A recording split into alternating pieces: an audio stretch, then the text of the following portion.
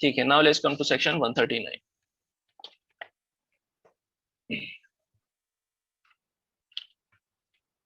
139 का प्रिजम्पशन क्या है?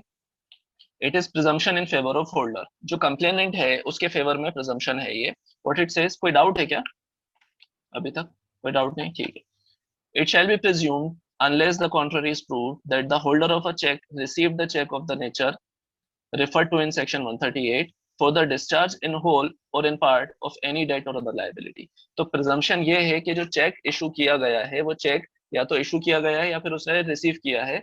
That check has been received or issued for the discharge in whole or in part of any debt or other liability। ठीक है, अभी ये presumption जो है ये कॉन्फ्लिक्ट के अंदर आ जाता है।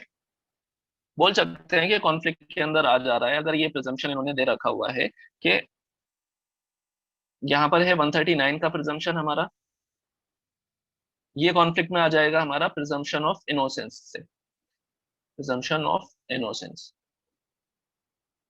इनोसेंस क्या बोल रहा है कि accused is innocent until proved guilty.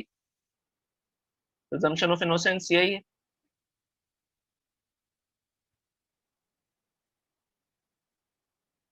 है ना। और ये क्या बोल रहा है कि that the payee has a cheque for discharge of debt और अदर लायबिलिटी। तो ये बोल रहा है कि भाई ये जो चेक इशू किया गया है ये सही इशू किया गया है and the accused is not innocent, he is the culprit. तो यहां पर कोर्ट को यही डिसाइड करना है। See the court has to decide this only कि इन दोनों प्रिजम्पशंस के बीच कोई कॉन्फ्लिक्ट नहीं आना चाहिए, कोई कॉन्फ्लिक्ट अराइज ना हो, है ना। अगर हम इसको ऐसे देखेंगे कि ये दोनों एक दूसरे के साथ कॉन्फ्लिक्ट में हैं, then this will be a huge chaos, but both of the things are not in the conflict है, क्योंकि 138 में ही पहले दे दिया वर्ड कि unless the contrary is proved. तो कॉन्ट्ररी जो है वो प्रूफ अक्यूज हमेशा कर सकता है, मे बी प्रूफ। ठीक है, तो कोई भी क्रिमिनल प्रोसीडिंग हो इंक्लूडिंग 138, वहां पर प्रिजम्पशन ऑफ इनोसेंट होगा कि अक्यूज को हम इनोसेंट बोलेंगे। यहां पर प्रिजम्पशन बस खाली इतना रेज करेंगे हम कि कोई लीगली डिस्चार्जेबल डेट और अदर लायबिलिटी के लिए चेक दिया गया था जिसको जो अक्यूज है वो प्रूव कर सकता है कि नहीं, कोई लीगली डिस्चार्जेबल डेट के लिए नहीं दिया था। ठीक है, so therefore the drawer or the accused has a fair opportunity to prove that the check was not given for the discharge or debt or other liability, है ना। और यहाँ पर पेई जो है, पेई मतलब होल्डर, होल्डर जो है वो ये प्रूव करेगा कि हिज डेट और अदर लायबिलिटी अराइज हो रही है या फिर हो रही थी before the sending of notice, and therefore ये जो मेरे हाथ में चेक है this is a valid cheque. ठीक है, देयर बाय अगर कोई ऐसा बोलता है कि ये दोनों के दोनों प्रिजम्पशंस एक दूसरे के साथ कॉन्फ्लिक्ट हैं with respect to negotiable instrument act, then वो गलत बोल रहा है। यहाँ पर कोई कॉन्फ्लिक्ट नहीं है। यहाँ पर एक तरफ अक्यूज को टाइम मिल रहा है कि वो अपने आप को इनोसेंट प्रूव कर दे, ठीक है, और दूसरी तरफ जो होल्डर है, कंप्लेनेंट है, उसको भी टाइम मिल रहा है कि वो अपनी लाइबिलिटी बता दे। ठीक है, ये वाली चीज जो है ये बोली गई है इस केस लॉ में, and this case law is also very important.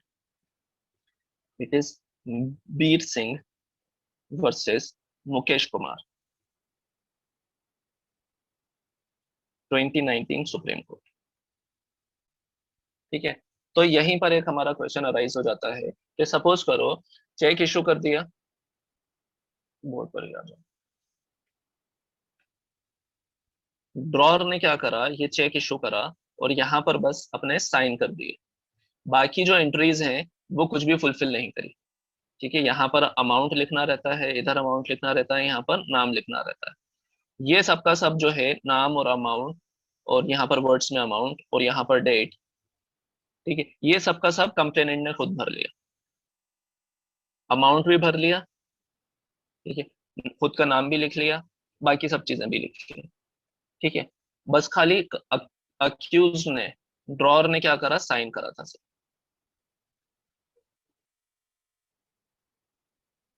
ठीक है, तो क्या ये वैलिड चेक है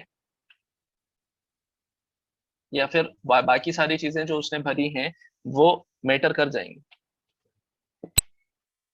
इसके रिस्पेक्ट में। सेक्शन 20 पर आओ।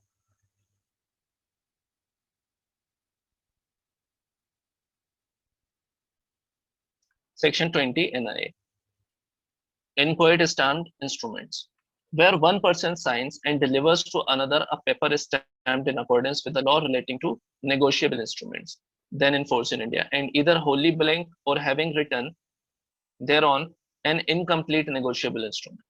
He thereby gives prima facie authority to the holder thereof to make or complete, as the case may be, upon it a negotiable instrument for any amount specified therein and not exceeding the amount covered by the stamp. ठीक है, ठीक है। तो ये क्या presumption हमें दे रहा है कि अगर उसने साइन करके हैंडओवर किया है तो ये पर्सन अथॉरिटी दे रहा है उस पर्सन को कि वो सारी की सारी एंट्रीज जो है वो फुलफिल कर ले। जो होल्डर है वो बाकी एंट्रीज जो है वो खुद फुलफिल कर सकता है। इसी रिस्पेक्ट में सेक्शन 87 पढ़ दो।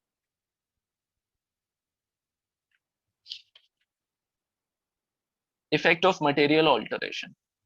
Any material alteration of a negotiable instrument renders the same void as against anyone who is a party thereto at the time of making such alteration and does not consent thereto unless it was made in order to carry out the common intention of the original parties. तो ये deny कर रहा है।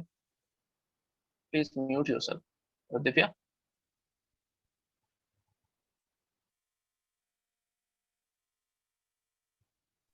Sir उसका audio ही connected नहीं है। Okay, I thought she has been connected. Okay, no problem.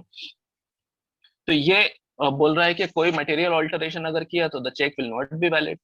ठीक है, बट जो प्रिजम्पशन है सेक्शन 20 वाला वो प्रिवेल करता है क्योंकि वहां पर कोई ऑल्टरेशन नहीं किया गया। जो सेक्शन 20 में बोल रहे हैं वो बोल रहे हैं कि इंटायरली न्यू एंट्रीज फिल करिए। कोई अगर ऑल्टरेशन किया है, जैसे कि डेट है उसको 12 जनवरी से पलटकर 15 जनवरी कर दी, then that will be alteration, है ना, चेंजेस जो भी करेंगे। बट इंटायरली उसने फ्रेश एंट्रीज फिल करी है तो 20 और 87 के बीच में कोई कॉन्फ्लिक्ट नहीं, एक दूसरे को हिट नहीं करते हैं।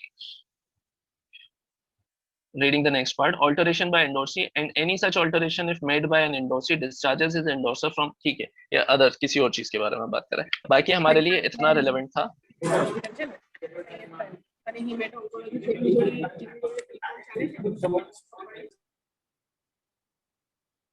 ठीक है, बाकी हमारे लिए इतना रिलेवेंट था। ये जो क्वेश्चन है ये डिसाइड किया गया है इस केस में। Oriental bank of commerce, Oriental Bank of Commerce versus Prabodh Kumar Tiwari. It is 2022 Supreme Court. क्योंकि ये 2 जजेस बेंच था और इसमें हमारे जस्टिस हैं DY चंद्रचूड़। ठीक है, यहाँ पर एक और केस इंपॉर्टेंट है।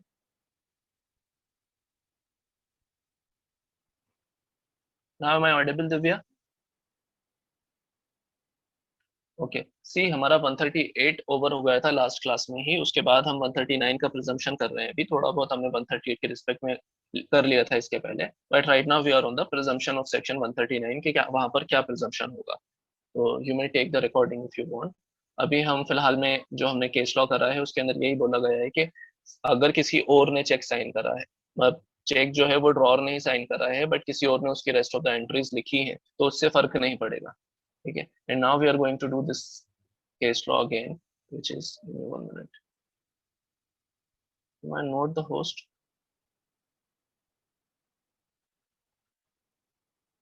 You are the host. Okay, no problem. Now I found it. This case law is Triambaka या Triambak S, ये क्या है, S Hegde versus Shripad. It is 2021 supreme court. ये वाला केस 3 जजेस बेंच का है। ऑथर कौन था एक बार इसमें देख लेना आप लोग। ये पीटी में आपसे पूछा जा सकता है। Triyambak S Hegde versus Shripad 2021 supreme court 3 जजेस बेंच। इसमें बोला है कि if the signature on the cheque is admitted, if the signature on the check is admitted, then a presumption shall be raised under section 139. signature on the check is admitted, then a presumption shall be raised under section 139. signature admit कर लिया तो presumption 139 का raise कर लिया जाएगा. 139 का presumption क्या है ये बताने की जरूरत है नहीं, मैंने बता दिया आपको already कि 139 के अंदर presume ये करेंगे कि जो check है वो legally dischargeable debt के लिए दिया था या फिर other liability के लिए दिया था. बस इतना सा presumption है. ठीक है. अब एक और केस लॉ यहाँ पर इंपॉर्टेंट हो जाता है, एंड दैट इज कि जैसे कि अभी हमने प्रिजम्पशन ऑफ इनोसेंस और प्रिजम्पशन ऑफ सेक्शन 139 के बीच का डिफरेंस करा, तो यहाँ पर अक्यूज्ड को किस रिलेवेंस तक अपना केस प्रूव करना है. देखो कंप्लेनेंट को कहाँ तक प्रूव करना है, कंप्लेनेंट यहाँ पर is the sort of prosecution, है ना, तो उसको अपना केस जो है बियॉन्ड रीजनेबल डाउट प्रूव करना है, कि कोई डाउट ना रह जाए कि भाई हाँ ये जो चेक इशू किया गया है वो for the discharge of a debt और अदर लायबिलिटी करा गया था. तो कंप्लेनेंट को अपना case beyond reasonable doubt prove करना है, but with respect to accused उसे अपना केस प्रूव करना है to the preponderance of probability.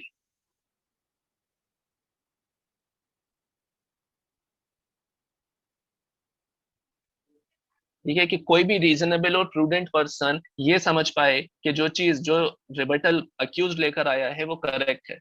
ठीक है, इसके रिस्पेक्ट में है हमारे पास ये case law, that is Sumiti Vij versus MS Paramount. It is also 2021 supreme court, but ये 2 जजेस बेंच है.